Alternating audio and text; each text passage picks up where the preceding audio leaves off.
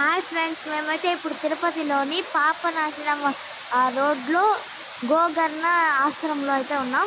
ఈ క్షేత్రం నుంచి మా అమ్మ ఇంకా చెప్తారు. ఫ్రెండ్స్, ఇక్కడ ఈ క్షేత్ర విశేషం ఏంటి అంటే కౌరవులు పాండవులకు మధ్యలో జరిగినటువంటి యుద్ధంలో పాండవులు గెలిచిన తరువాత పాండవులు తెలిసో తెలియక ఎంతోమంది బ్రాహ్మణులను హతమార్చారు. సో ఆ బ్రాహ్మణ హత్యను పాపమే కాబట్టి దాన్ని పోగొట్టుకొనుటకు ఈ చోటికి వచ్చి బ్రాహ్మణులకు దానం ఇవ్వడానికి చూస్తారు.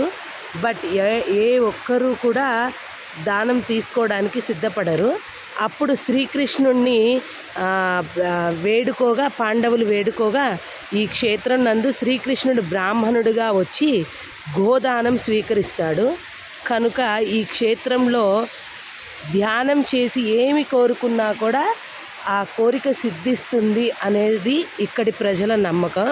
అసలు ఎంత బ్యూటిఫుల్గా ఉందో అంటే అంత బ్యూటిఫుల్గా ఉంది ఫ్రెండ్స్. ఇక్కడ నిజంగా చాలా బాగుంది. ఇంత మంచి వ్యూ. యాక్చువల్లీ తిరుపతి అంటేనే సూపర్, ఇక్కడ ఇంకా సూపర్ వ్యూ ఉంది. Thank you so much.